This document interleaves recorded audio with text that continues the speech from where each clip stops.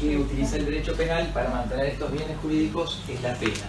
Y ahí una definición de delito, ¿no? Son conductas cuya comisión u omisión tienen aparejada legalmente una pena, confluyen jurídicamente la acción, la tipicidad, la antijuridicidad y la culpabilidad. La culpabilidad o valoración subjetiva de la acción, dolo o culpa, excluye la inimputabilidad, falta de salud mental, privación temporal de la razón o juicio, la minoría de edad, eso queda excluido, ¿no? Para ser inimputable, el error, la no exigibilidad de otra conducta, el miedo insuperable, fuerza irresistible y la obediencia debida. Van a ir viendo cómo el derecho va tocando cosas de la psicología, ¿no? O cómo necesita el derecho de la psicología para evaluar este tipo de cosas, ¿no?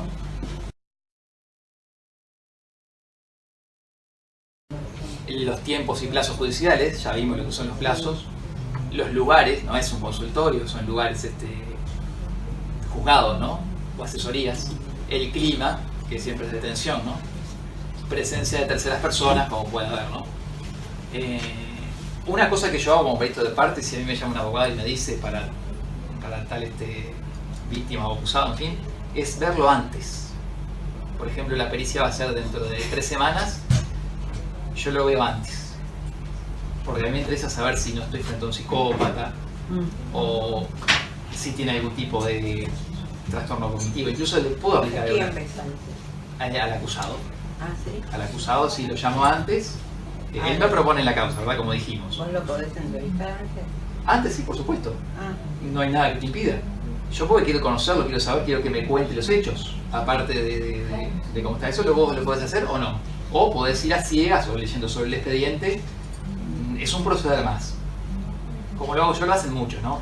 De conocerlo, de saber que te cuente, lo que no significa lo mismo prepararlo, como hacen algunos de prepararlo para las técnicas, porque eso no funciona. Lo de prepararlo puede ser peor. Sí aclararle, porque a veces no tienen muy claro qué es lo que van a hacer. Entonces ahí se le dice, mira, yo voy a estar presente ahí, te van a hacer unas pruebas, yo voy a estar como contralor de esto, se le explica un poco qué es lo del perito. Entonces yo llego a la conclusión de que es un trastorno de personalidad antisocial y que no es un hacker, sino lo que se llama un lamer dentro de la jerga. Que el lamer es el que se hace como que sabe de computación, pero no sabe en realidad, y que lo hace justamente por un interés narcisista de querer ser reconocido, que el hacker real no tiene ese trastorno, todo lo contrario, que es una persona introvertida que no quiere saber de nada con lo social. Era todo lo contrario. Quiere permanecer oculto en realidad. Y oculto y este era un mitómano tremendo, entonces yo le hago ese resultado como probabilístico, ¿no? Y él decide no defenderlo más. Después lo otro también que quería hablar, antes de cortar, tenemos que irnos, pero es el tema de la diferencia entre psicopatología, psicopatía, psicopatía y sociopatía. Lo han sentido, sociopatía, ¿no? Sí. No se usa tanto, pero lo han escuchado. Sí. ¿Y qué diferencia hay? O psicópata de la cultura también lo escuché por CAES, ¿no? Claro. Sí. ¿Y qué diferencia hay? Uno que es más en el contexto y otro es más propio de la persona. Las características de psicopatía ustedes conocen, ¿no? Por ejemplo, lo orgánico, aquello que es orgánico. Lo que no es orgánico es de la conducta y no son enfermedades. Y específicamente en lo que es psicopatía, te lo pueden decir todos los especialistas, lean a Robert Hare, que es el que más, o si no a Garrido, el español, que lo pueden ver en YouTube, en los libros están muy buenos, ¿no?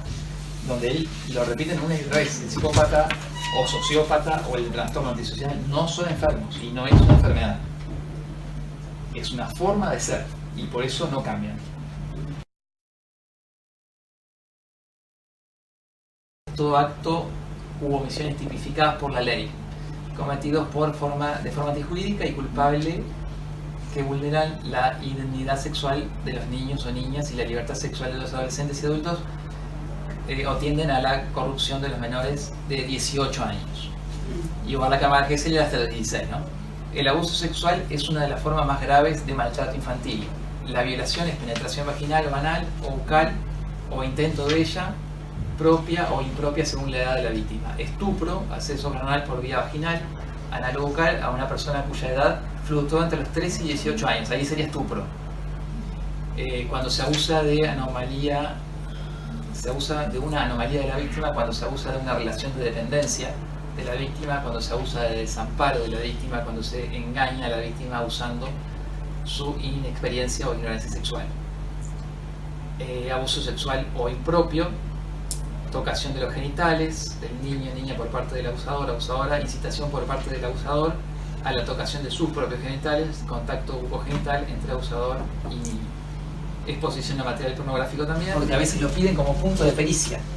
El juez pregunta si aparece el SASI, se llama, ¿no? Se abrevia así, no sé si lo escucharon nombrar. Síndrome de adaptación a las, según los lineamientos. ¿Qué es? Que se tienen que dar estos criterios, ¿no? El secreto, generalmente mantenido por la acción coercitiva del adulto abusador, entonces por eso se denuncia más tarde. La desprotección derivada de la subordinación básica dentro de un vínculo anómalo con una figura de autoridad. Atrapamiento y acomodación, derivados del aprendizaje de la acomodación a la realidad del abuso sexual sostenido. Esto es que a veces están muy adaptados al abuso y lo después lo develan por el tema, por esto, descubierto por terceros, o por lo que hablábamos hoy, quieren proteger a un hermano. Entonces piensan en que está en riesgo y ahí denuncian. Y entonces recién ahora denuncian, y eso sería develamiento tardío por ese motivo. Se da al producirse el quiebre defensivo, pudiendo ser accidental, descubierto por terceros o intencional. Y la retractación, en general ligada a presiones familiares, depende mucho de la actitud de la figura materna, si de lo que se trata es de una relación incestuosa y de los intereses en juego, afectivos. ¿Esto qué pasa? Hacen la denuncia, dicen, y después dicen no, pero no es así. Yo mentí o no quiero denunciar. ¿Por qué ellos lo hacen? Las caricias sexuales no son en realidad sexo y por ello no hacen ningún mal. Ellos piensan que tocarlos en la parte genital no hace mal. Los niños no lo dicen debido a que les gusta la actividad sexual. El sexo mejora la relación con el niño, la sociedad llegará a reconocer que el sexo con niños es aceptable. Esto es lo cognitivo, lo que piensan ellos, ¿no? Cuando los niños preguntan sobre el sexo, significa que él o ella desean experimentarlo. El sexo práctico es una manera de instruir a los niños sobre el sexo. La falta de resistencia física significa que el niño desea el contacto sexual. Eso es como ellos piensan, ¿no? Pedofilia. Que hay una diferencia con pederasta, ¿no? Y pedófilo, porque pedófilo puede ser el que le gustan los niños, es el que le gustan los niños. La diapositiva el turismo, ¿qué? Eso me perdí. La extensión del turismo general y sexual. El turismo sexual que hay ahora, por ejemplo, acá también, y en Tailandia viene a ser el lugar más donde la gente va y puede tratar con chicos sin ningún problema. Acá esto les decía la diferencia entre pedófilo y pederasta. Pedófilo puede ser, es alguien que le gusta y siente atracción por los niños, pero de pronto no llega a ser pederasta, que es el que lo llega a ejercer. Pederasta ya es más del derecho y de la ley, y pedófilo más de la psicología, si quieren.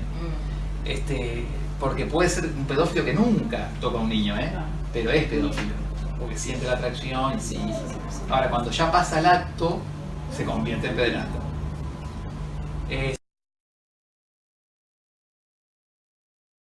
De al menos 6 meses, fantasías sexuales recurrentes y altamente existentes. Estos son los del DSM-4. Las fantasías, los impulsos sexuales o los comportamientos provocan malestar clínicamente significativo. Esto es para diagnosticarlo, ¿no? A la pedofilia. Las personas tienen al menos 16 años y es por lo menos 5 años mayor que el niño o los niños del criterio 1. Tipología del pedófilo. Están el maduro, el represivo, el agresivo, los fijados, con preferencia casi exclusivamente con los niños, con acercamientos. En Argentina, la mayoría de los pedófilos tienen esta tendencia a 75. A los niños de varones, más que a las niñas, por estadística. Los pedófilos tienen como objetivo más los niños varones que las niñas, por estadística eso.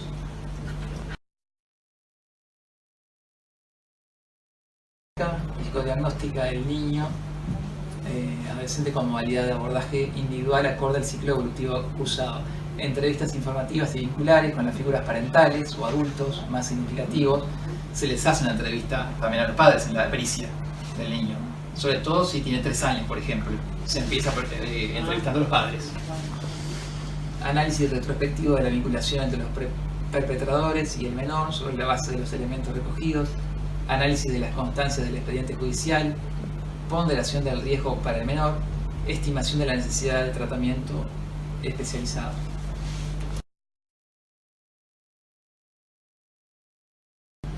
Las mujeres cuentan socialmente con mayor permisividad para manejar el cuerpo de los niños y un mayor acceso a la intimidad de los mismos, lo que dificulta la apreciación del fenómeno en sus auténticas dimensiones, porque se piensa que pasa menos o no hay, pero por esto, queda solapado en esto, ¿no?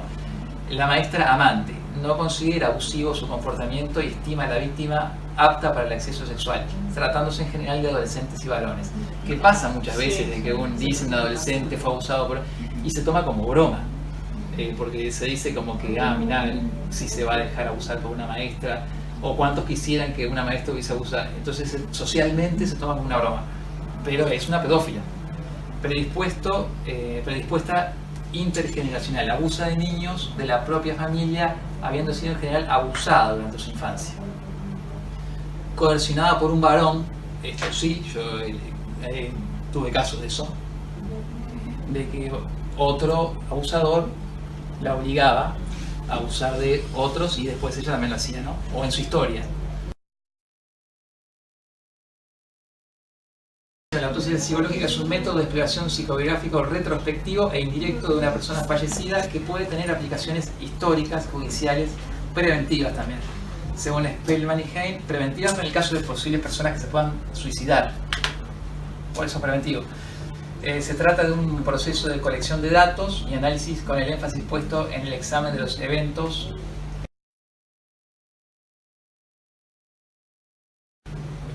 Huellas psicológicas o comportamentales. Esto de huellas psicológicas es, nosotros constantemente vamos dejando también huellas psicológicas. Por ejemplo, ustedes ha pasado, o conductuales, ¿no? O comportamentales. Es por ejemplo cuando entran al baño y ven que alguien dejó el papel higiénico de determinada manera. Y ustedes ya saben, este fue fulano, porque solamente fulano lo deja así, por ejemplo, ¿no? O tal puerta abierta de tal forma. Vamos dejando cosas que solamente individuales en las formas de manejar un teclado, en las formas de escribir, en todo vamos dejando huellas conductuales. Y esto es lo que se analiza de forma indirecta. Por medio de esta técnica se buscan las huellas psicológicas que el psiquismo y la conducta de una persona han dejado durante toda su vida, lográndose diseñar el perfil de personalidad, detectar factores de riesgo suicida, evaluar el estado mental al momento de la muerte, el tema del alcohol y las drogas si se consumía, cambios en la vida en la víctima anteriores a la muerte, información relacionada con el lado positivo de la víctima. Se estudia, por ejemplo, todo lo que es el Facebook, todo lo que la historia que vaya dejando ahí, los contactos que tenía, las fotos que se sacaba.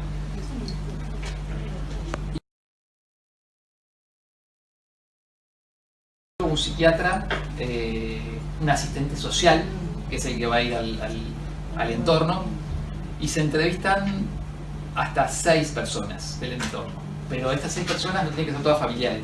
Es algún familiar, pueden haber amantes si lo hubiera, compañeros de trabajo, compañeros del gimnasio que de repente solamente se veían cuando el gimnasio, también. Se va a ir recogiendo la información que cada uno vuelque de esa persona, ¿no? Detalles metodológicos a los que se debe atender, recolección de datos en lo que hace la referencia del lugar del hecho. También por supuesto se ve la forma en que mueren, ¿no? La parte criminalística, la autopsia del mismo cuerpo, ¿no?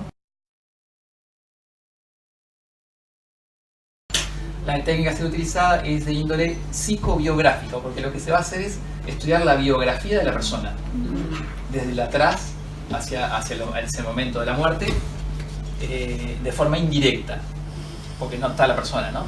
En Argentina se utiliza el modelo cubano en cuanto a metodología y técnica de entrevistas y análisis del material recabado a través del MAP 1 y MAP 2, modelo de autopsia psicológica, propuesto por la doctora Teresita García Pérez, que es una cubana que ha venido acá a dar conferencias de autopsia psicológica y que está el libro, lo pueden encontrar, es el único libro que hay de autopsia psicológica, se llama Autopsia Psicológica, lo encuentran. Especialmente se usa el MAP 1 para causas por accidentes y suicidios y causas civiles, mientras que el MAP 2 se emplea para causas por homicidios.